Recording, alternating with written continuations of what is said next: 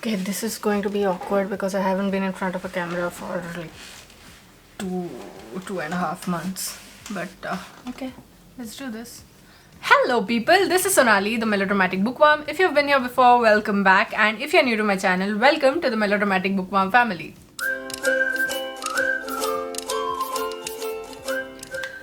Also, hi! After like what feels like ages, hi again. I know that I just completely disappeared into thin air over the past couple of months, but I have a reason, and this video is to tell you what it was and to announce that I'm making a sort of a partial comeback. I think you remember when I said that I was going to be hosting a 24-hour readathon back in January. It was that weekend that I realized that I had to take a break, and I cut off from all social media. I cut off from all even messaging apps, everything.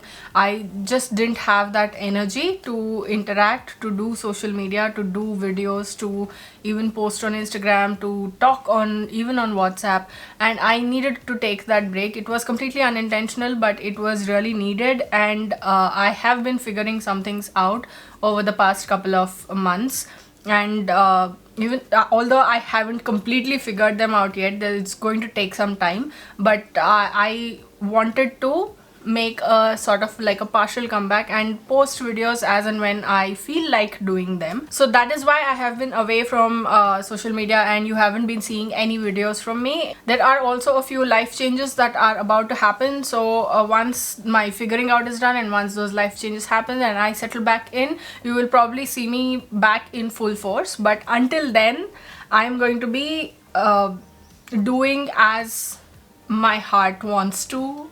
I mean, that, okay, I think you get the point given the vein in which this video has gone so far. But yeah, things have taken a hit. Even our bookbound club thing, we had to announce the winners, and we had to hold a live show this month something for 6 of Crows, but it just got too much for me, and even now I think it's going to take some time before I can pull myself back up. But yeah, so that was the update about why I haven't been active on social media and why a lot of things have come to a grinding halt in my social profiles, wherever you might see it. I haven't been active anywhere, so that was bright. So in addition to this very bright and sunny video that has been so far, I'm also unhauling a few of my books.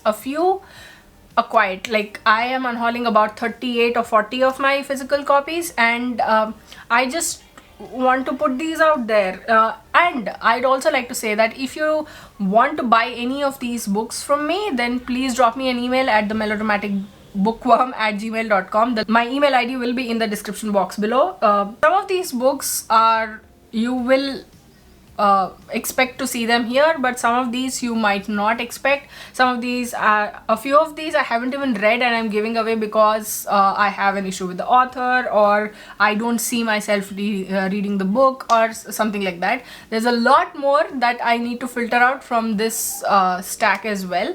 But you see how my life has been going over the past couple of months. Like, my reading has been practically non-existential. Over February and March, I've read 4 books so far at the time of filming this video, and I'm like, so what's wrong? But it's okay. It's not the number of books that matter, it's the quality of books. That's okay. Let's not go there. Anyway, so the first book that I am unhauling is a DNF that I gave up on reading during that 24-hour readathon, and I did not expect that this would go that bad, and that is The Music of Solitude by Krishna Sopti. I read about, like, I don't even know how many I read, I think 10 pages or something, and I was like, this is not for me. This kind of writing is not for me. This is about 2 individuals who are forming a bond with each other of that sort. Next up is Frankly in Love by David Yoon, and this is a book that I read earlier this year again, and another book that I don't see myself rereading, and I also think that a few of the cultural references or the way the stereotypes were presented in this were a little weird. I know it's David Yoon's whole right to do that because he is writing about his own community, but then again. Next is a double copy that we have, and that is Sign of Ikshwaku by Amish, and this is the first in the Ramchandra series. I was about to say first in the Melua series, but no, that's not no. I thought, why do we need a second copy of this, of all things?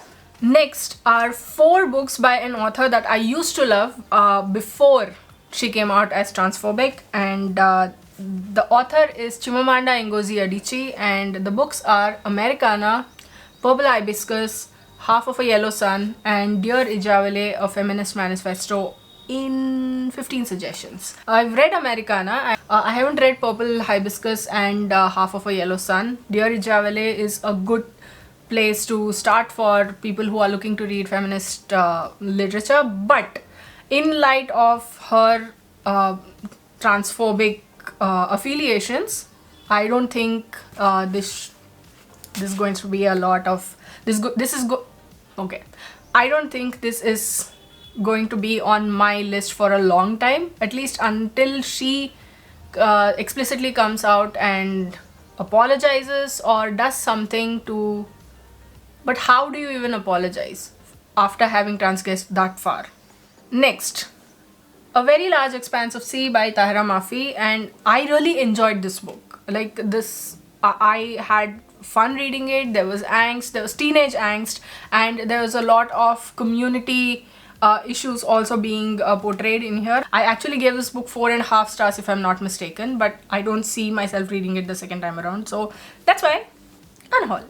Next, The Henna Artist by Alka Joshi. I read this I think last year, and I was supposed to have made a video review of this book. Someone had asked me, but I didn't get around to reading it because at that time also I had to take a break, and then things just escalated and it got too late. So this is a book that I am annoyed at the author for including stuff that cater to white people. Like, she modified things in the book, Indian things in the book, to make it look like white people would identify with it. For next is a book that I was expecting the world from, but Tom Hanks's Uncommon Type, a collection of short stories. I did not like that much. It didn't work for me that well. It felt like they were half-baked, they were incoherent, and it just didn't have that punch, that zing to them. It's a beautiful cover though. The Incendiaries by R.O. Kwan. This is a book that we bought in Melbourne, and I'm wondering why. This talks about protests and rebellion and political affiliations and ideologies and all of that, but the writing is so freaking annoying. For me personally, it's very unclear. There's no demarcation between one event and the next. It just keeps... It's not even stream of conscious in if you ask me. It just didn't work out. Next is Milk Teeth by Amrita Mahale. This is a book set in Mumbai, and it explores the relationship between two people over there, and I do think that it portrays Mumbai in a very beautiful light, in a very artistic, creative, aesthetic light, and I really like this. Like, I gave it even 4 stars, but I won't be reading this again. Next is a play which I bought because I was doing the Reading Women Challenge in 2020, and I thought, yes, I'm going to buy this, and I'm going to read it. This is Top Girls by Carol Churchill, and this is a play which covers the story of women from different points in time, I think. So they meet and how their interactions go and how the whole thing pans out. That's what this is about. But this just didn't leave an impression on me. I know that there's a lot of discussion and structure surrounding this particular play, but for me personally, wasn't out of this world or anything, and I don't see myself reading this again. Next is The Weight of a Thousand Feathers by Brian Conahan. This is the story of a young teen, I think, and who is caring for his mom, and how it affects him, and how it changes the way he sees the world. And I liked it. Like, I really felt his pain, and I really felt the shift in how he started to see the world and how his priorities change over the book. But I won't be reading this again. Next is another double copy, and that is Animal Farm. Can you see this? Yes, Animal Farm by George Orwell. I don't think I have to say anything of this for this book, because it's a sort of a metaphorical story about animals living in a barn, and it shows society in a nutshell. Next is a book that I have done a video review for, and I don't know why. I have no idea why. That is The Other Woman by Jane Green. And this is a book that I thought was going to be about the other woman, meaning, you know what. But this is about, a woman who has some issues with her mother-in-law. And I'm like, why would you name the book The Other Woman? I did enjoy it in certain sections, but again. Next is 0302 by Mainak Dhar, and this is the story of Mumbai going completely dark at 0302 on one random Sunday morning, and how the protagonist deals with it, and how the community bands together to try to solve this problem, forms the entire story. I did like Mainak Dhar's Sniper's Eye, and I think I have a video review of it, and I was really excited to read this. But Sniper's Eye is on a different level altogether, and this is one that I did not enjoy as much as I enjoyed that, because there were quite a few cliches in here that I was like. Next is The Invisible Man by H.G. Wells. I read this sometime last year, and I did like the sci-fi-ishness of the story, but it wasn't wow. Like, sometimes classics can do that to you. You expect this and all you get is okay, I'm fine with it. And I read an e-copy because I didn't have this copy with me at that time. It was at home, I was somewhere else, and I ended up deciding to unhaul this as well. Ooh, next one. Even I'm like, oh, did I really decide to unhaul it? And that is Ready Player One by Ernest Cline. It is a good story, but I feel like the movie did it better. Controversial opinion. Science fiction, completely nuts, struggle for power, and person trying to do the right thing, and there's a lot of other elements to this, but the book, it just felt like a random mush to me at times. Next is On Women by Khushwant Singh. I read this I think 2.5 years ago, and I don't remember a thing except that Khushwant Singh's writing can be a little explicit at times, and a little condescending, it felt like to me. This is something that is a fast read, but it's not something that stayed with me, if you know what I mean. Next is Alphabet Soup for Lovers by Anita Nair. This is a story of a married couple in a hilly region in Kerala. I think they run a cafe or something. Tea plantation. They run a tea plantation. I don't remember a thing, but they run a tea plantation, and there's this whole movie star who comes there, and then there's this cook in the picture, and how relationships change, and the story of adultery and the like. And I was like, you do make some good points, but overall I'm not going to be looking for this book like wanting to reread it. Next are two books that I really enjoyed reading. I actually had like unpopular opinions about both these books. That I love these books. I really enjoyed reading them, but a vast majority of people did not like reading them. But I don't see myself reading them again. The will to read has also like leached out of me, but let's not go there again.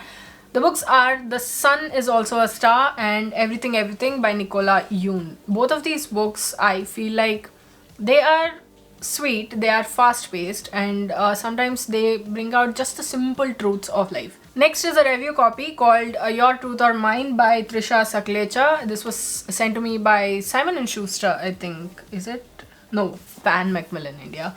And this is one book that I felt could have been made into half and it would have worked even better, or it could have worked wonders, but this is way too long, way too draggy, way too repetitive. Like 500 pages isn't needed for a book like this, and it talks about domestic drama and psychological impressions. When you drag it out over 500 pages, it just makes it like nigh.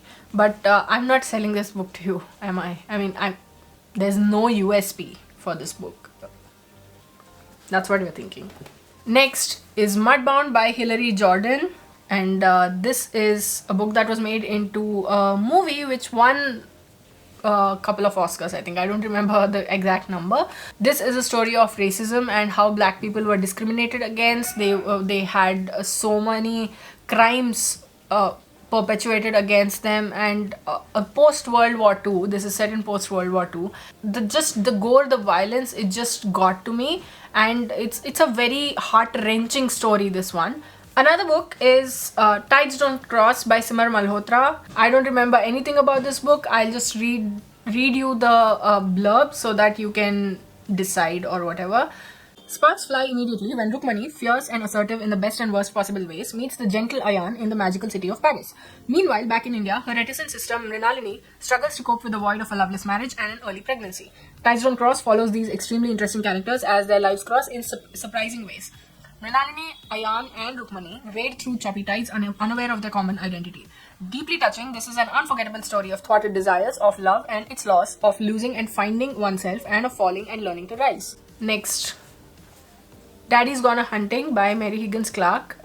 We buddied this, a couple of friends and I buddied this together, and I ended up not liking it that much. I felt that it was rather too contrived. It was obvious. It was dragged out a lot. Like, if you are trying to make a thriller so crisp, then don't drag it out over so many pages. Don't repeat information.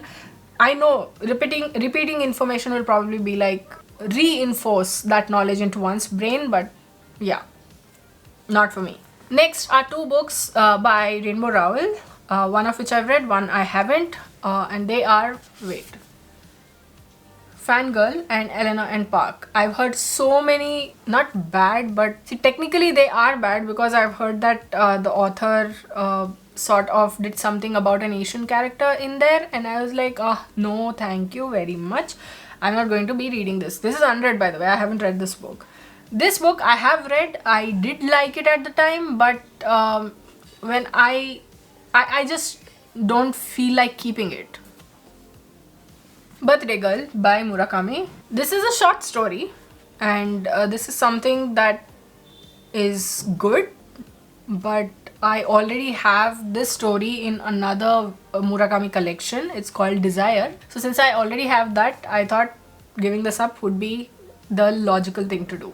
Next is Cinderella is Dead by Kaylin Bayron, and this is the story of a girl who is, in her situation, she is Cinderella, and how she runs away, she's trying to do stuff for the kingdom, and how she meets different people and how she realizes who those different people are, and basically Cinderella with a twist. But I didn't like it that much. I wish the writing style had been different. The story, the premise sounds super interesting, just the writing style. Next are two books that originally belonged to my husband, but we've decided that neither of us is going to read this, so why keep it? So the books are Freakonomics and Super Freakonomics. This is all economy and etc, etc, etc, and the font is small. Sorry, I'm not like making this better. Next is Chanakya's Chant by Ashwin Sanghi. I only know that this is a sort of a fantasy kind of book. Other than that, I don't know anything, and I don't see myself reading Ashwin Sanghi again. I think I've read one of his books before, but I don't even remember which. But I don't see myself reading his book again. The Places I've Cried in Public by Holly Bourne. I was really expecting to bawl my eyes out during as I read this book, but it wasn't as rending, as heart-touching. This is a book that explores abuse and emotional abuse more than anything else, and how the main character is trying to retrace the steps in her past so that she will be able to find peace and let all of that go and just look forward. Oh, I just want to punch that guy. Next, The Plague Upon Us by Shabir Ahmad Mir. This was shortlisted for the JCB Prize 2021, and I liked it, but it isn't something that I will revisit again, because the structure of the story, it's told in different perspectives, so you read the same thing again and again. But it is an important one because it shows people in Kashmir and what they have to go through. Next, The Girl Who Drank the Moon by Kelly Barnhill, and this is a book about magic and about a girl being fed with moonlight instead of, I think, starlight, and how she regains, how she gets different powers and how she uses them, how she's unable to control them, and how she manages to, and all of this. This is a nice one. It's a nice fantasy, and it talks about a lot of other stuff as well, but it was way too dragged out. It felt like, how many? It has close to 400 pages, and I felt like it was really not needed because it kept harping on the same things, and some points were really scattered and not needed in my opinion. Next is Exit West by Mohsin Hamid. This is the story of the immigrant experience, and I didn't like the writing style that much because it seemed rather too long-winded and repetitive, and it was also confused in my opinion because it just kept weaving around things and not getting to the point. But yeah, talking about immigrant experiences like this is a rather important way to look at the world right now, especially in situations like this. Next and last in this video, in this unhaul, is Mustache by S. Harish and translated from the Malayalam by Jayasri Kalatil, and this won the JCB Prize in 2020, and I was not a fan of this book because of how it was written, but I see why it won the JCB Prize. This is about a man called Mustache and it follows his life. So those are the books that I am unhauling right now.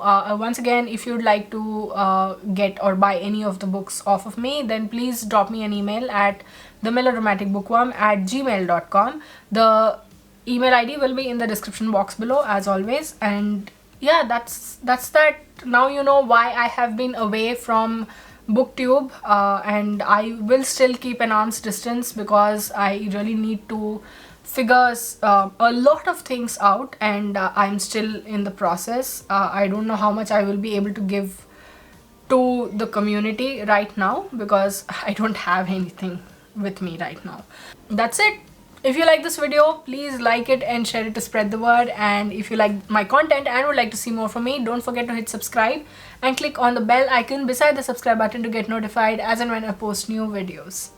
Thanks for watching. I'll see you in the next video. Until next time, keep reading, keep watching, and add melodrama to your life.